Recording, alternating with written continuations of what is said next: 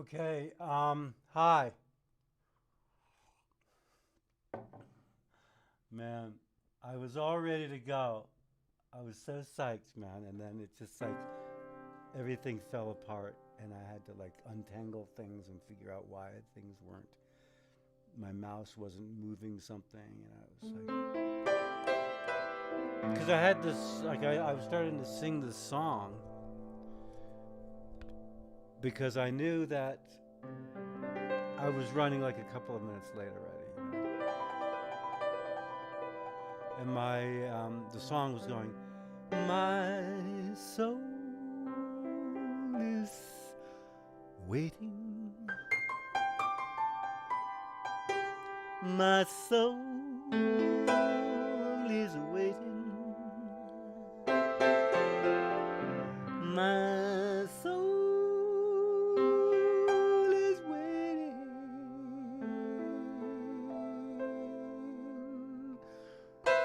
for my.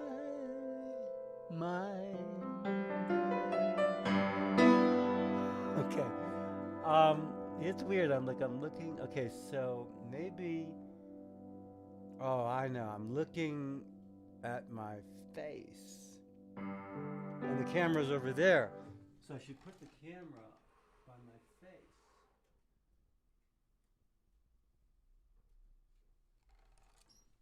because it's not like I'm gonna pretend that I'm not there. So I had all these thoughts about what we do today.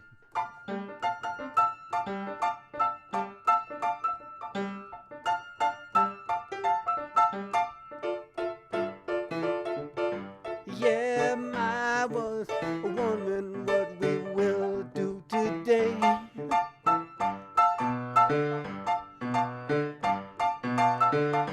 But I was thinking, because for some reason, I was getting on this bend about bebop, and I was really, because I had some really, really favorite beboppers. In fact, a lot of you might know that maybe my favorite bebopper is this guy. How does that work? Yeah, Thelonious Monk, who said the piano ain't got no wrong notes. And he was like very technically advanced, way more technically advanced than I am.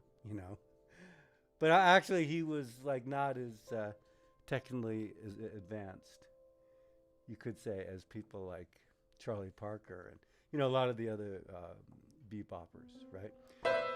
So another thing, I want to make a disclaimer that I'm not a facts-based journalist. I'm a really more of like a kind of a songwriting kind of guy. And so like everything I say is pretty much a song that I'm writing on the spot.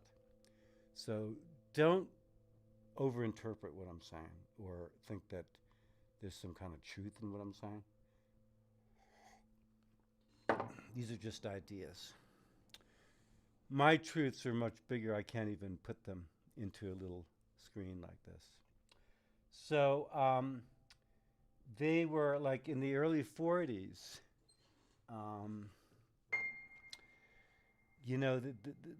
like the clubs were getting taxed, in a lot of the cities, and so like if you had like dancing, like you had to pay a lot of money for your cabaret license. And then well, I have to be careful because I start to say things that I don't really know, but the truth is like inside of what I'm saying. Oh, I think that maybe I should make this a little louder. The truth is buried inside of what I'm saying. So there's some truth in it.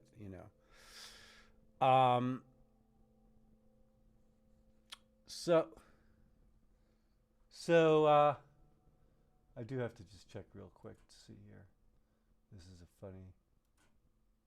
Okay, so Um, oh, I see. Okay. Good. We're there. Where are we now? Other than there. Okay. So they, and then the singers, like if you had a singer and you were singing lyrics and stuff, you also had to pay a tax. So it's interesting, like uh, they had to develop this very complex music to keep people's interest. So people would be in the clubs and they'd be going, man, like what are they doing up there? Like it was so out there, and it was like nothing they had heard before, and and it was also like I think another interesting piece of it, like black music was always, and it always has been, like kind of co-opted by the corporate, you know, the music industrial complex. I'll say, and so it's like, and the musicians never really see those benefits, and so um, this was like the thing about bebop was is that you had to like kind of had to have a mentor to learn this music. Like you had to have somebody, you had to have some connections. So like you had to be connected to the black communities. So you couldn't like it was so complicated that like if you listening to it, it was really difficult to understand. Now the thing is that over the years, it's been really like music theory has embraced it, like and like it's like become this thing where it's like really codified. Is an interesting word. And so like you have the Berkeley School of Music, and you have all these like intense institutions where they're teaching it in a very different, like in a very academic way and unrelated kind of to communities. And now it's accessible, but to everybody, but you have to really study it. And it was always way too like I wasn't gonna like go there and like really learn that stuff, but I've soaked up some of it over the years, and what's important to me is that we realize like that's an example of music that is so deep and so soul based and so important, and we can access it. We can all access it in our own ways, and if you're somebody, I think it's a really great opportunity to check into our race consciousness. So like if you're someone of a privileged class and you're using this incredible resource, I think it's like really, really important as you are playing it and you're discovering it and you're bringing it into your life to understand a little bit about where it comes from and some of the like suffering that really went into it. That without this kind of oppression, it wouldn't be there in the form that it is. It wouldn't be what it is. So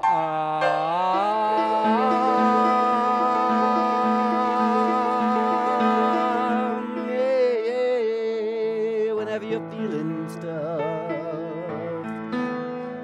you start to sing and then you feel more stuff. I'm playing only white notes.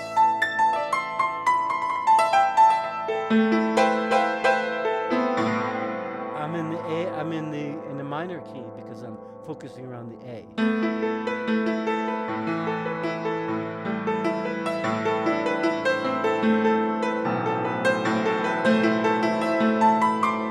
Now I'm going to go to focusing on C.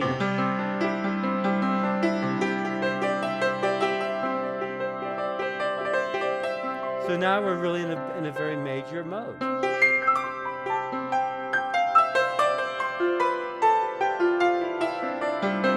Now I'm going to go into my favorite mode. Not really. They're all like my children. I love them all. But this is the Mixolydian mode. It's based around G when you're playing white notes. Oh, I played a black note by accident. See.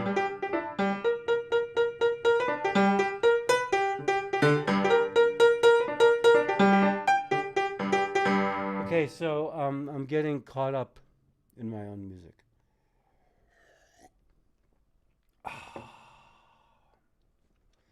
So let's see. Okay. Wow, and my own head, my brain.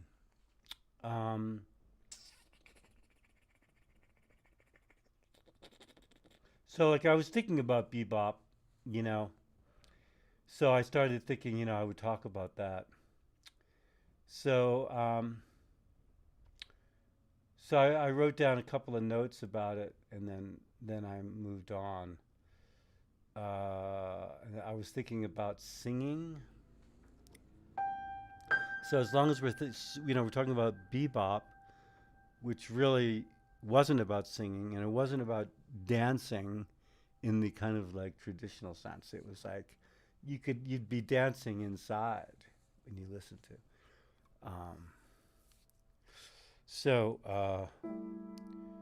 But singing, like singing, I've been. Oh yeah, I was reading this book called Breath: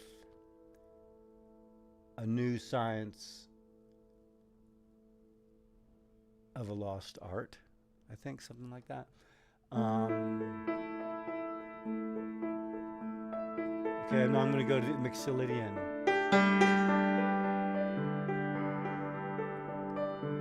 This background music.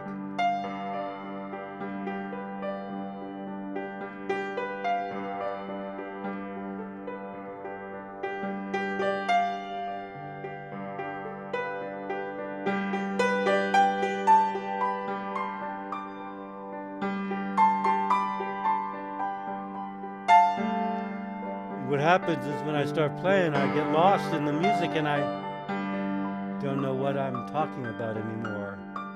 Because I guess the music takes a front seat. And all I can hear is music.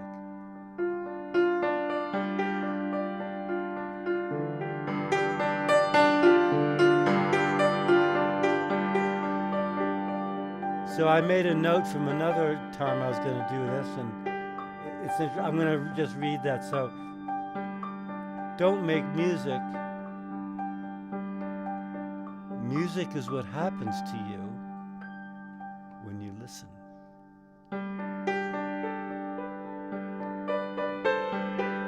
Okay, and listening, there's different ways of listening, and one of the ways is just listening for space.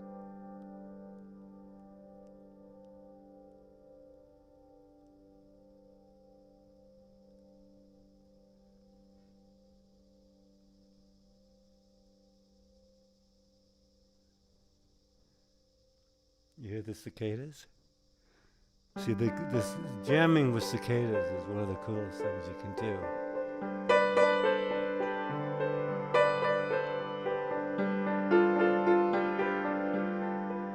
So you're listening for space. You're listening like, what is the space wanting? Does it want to be empty? Does it want you to move to another place?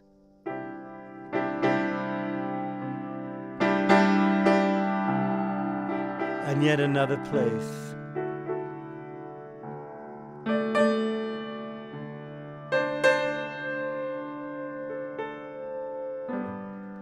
Does it want you to go back home? Because right now this is home, because this is where we've been spending most of our time. That's what home is, really, right? When you think about it. It's where you live. And so right now I'm living right here. Now I'm going to take a little walk next door.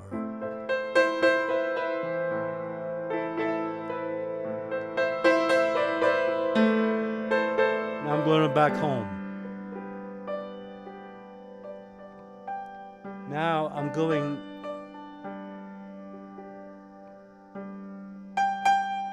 Now the thing is, when we're in this mode, this Mixolydian mode, if I go to the 5 chord, which is like, kind of like on the other side of town, and it's the part like when you get there, you're feeling like,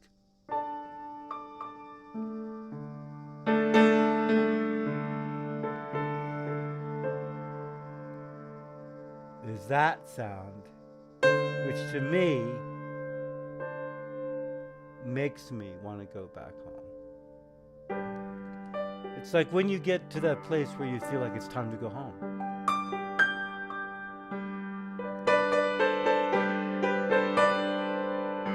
And you know, this whole thing is really all about encouraging people to just play, play, because that. Okay, wait. I have to stay on this track. Someone told me I have ADHD, and I said, "Wow, can I put those letters after my name and get extra money, extra pay, get a good job? Or is it better just to go with 3 letters after your name?"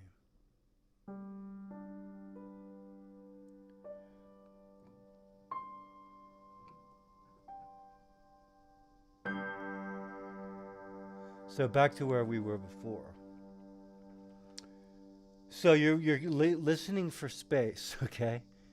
And then you're listening for other people's genius. Like right now, the other people that I'm listening to are the cicadas. So I'm listening to what they want to contribute to my space here. I'm going to turn on this microphone so you can hear them better. You can hear them, right? As I play. As I play. They're pretty quiet, right?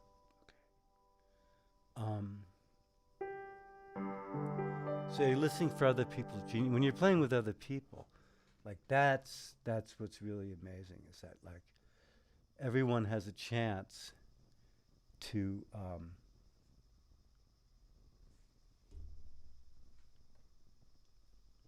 contribute. I got a little distracted because I think that the other geniuses to show up, okay? And we're allowing for miracles.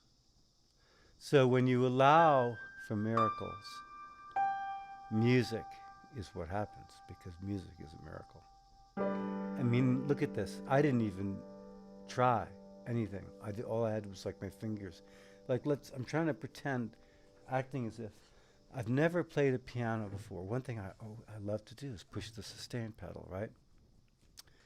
And then like I close my eyes and I'm going to start with just the white notes. I'm just going to play 3 notes. Now I'm going to play 3 other notes, and I'm going to put my fingers, I'm closing my eyes.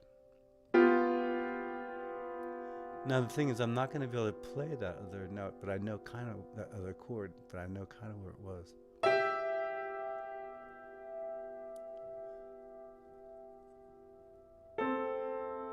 And it's just a surprise. Like, so what I'm doing is this is a little game, I'm using these 2 fingers with my left hand.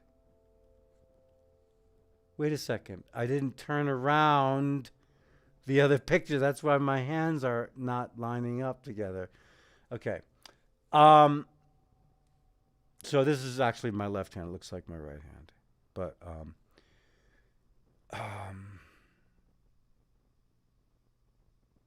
oh yeah. So I'm playing these 2 fingers, thumb and pinky, and then I'm taking this other finger and I'm sticking it in between. So like looking at the keyboard, let's say like you can't see these other 2 fingers. And then I'm just going. And I'm not really looking at what I'm doing. So every time you play this other chord, it's a surprise. And then the cicadas come in.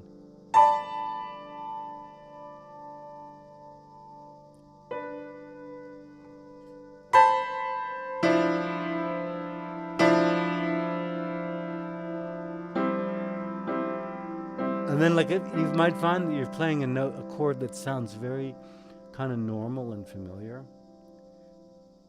That's when you look down at your hands and you see, what am I doing?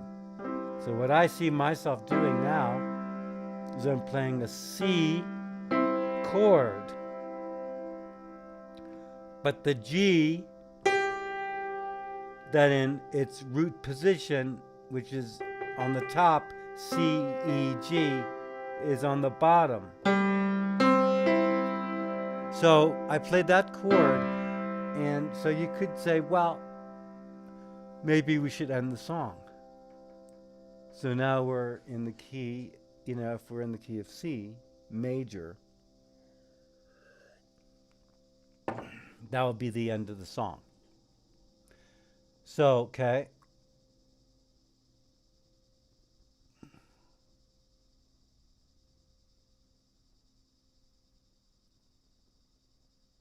Oh yeah, so I wrote this other note here. Music theory. All music theory. I'm just gonna say that I'm gonna make a blanket statement that all music theory was figured out after the fact, right? It's like we're describing how people make classical music. We're describing, and it's hard to describe because classical music covers like hundreds of years, really. The way we, there's the Romantic period, which is really technically not classical music, but we tend to put them all together, right? and the theories pretty much are applicable, I think, to all of them. Like I know some people that might disagree with me, explain better to me, but and then jazz theory is similar, but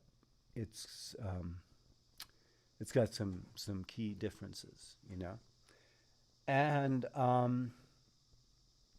but they were all figured out after the fact, like Charlie Parker, who I think of as kind of the main architect of bebop.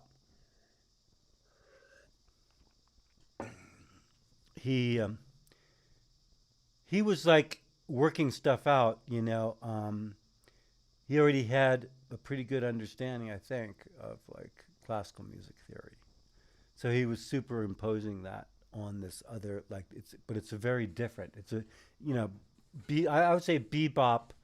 It's really its own music theory, and so like now, in music schools and stuff, like they all have this jazz, departments, and they're all dissecting jazz, and they're all like explaining how it's done, and it's kind of funny to me because, first of all, jazz is really like classical music, all these different parts of jazz, which are so different from each other. Anyway, okay, so I was gonna get ready to end, and so like the question is, we started out in G. We were playing this G Mixolydian mode. So let's say we're playing.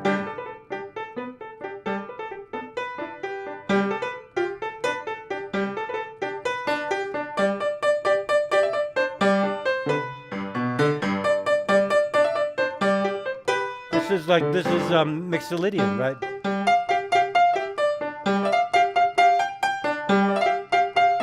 So that's Mixolydian. The difference between Mixolydian and major is this. It's like very different. This is major, is me playing the F sharp because the major scale goes like this. But the Mixolydian scale goes like this. So this is what happens.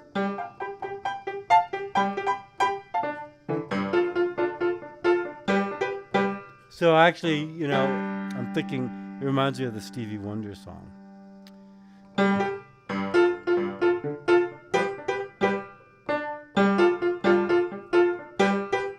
Once at school, we put on a talent contest just to see who could really boogie the best. And that's really all I know. So, okay, you know, there's nobody chatting with me today. So,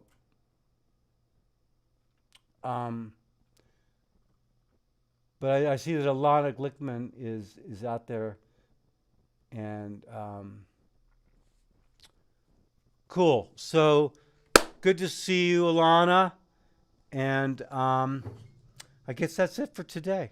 You know, love you guys. Oh, Ching Jewel is listening. Okay. Hi, Ching. Prof. Okay, Ching, you know, this is interesting. I don't know how long reminds me of of Thomas Newman soundtracks. I don't really know. I don't even know who Thomas Newman is. Love you too, Alana. Oh, wait, Alana. You're the one that's saying reminds me of Thomas Newman. Ching Jewel, you were saying, okay, anyway.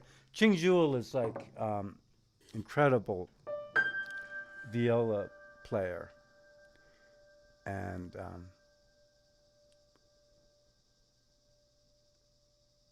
suddenly I'm thinking, oops, maybe I'm wrong, you know. I always get like, I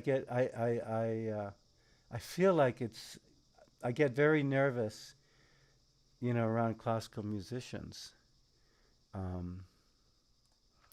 Because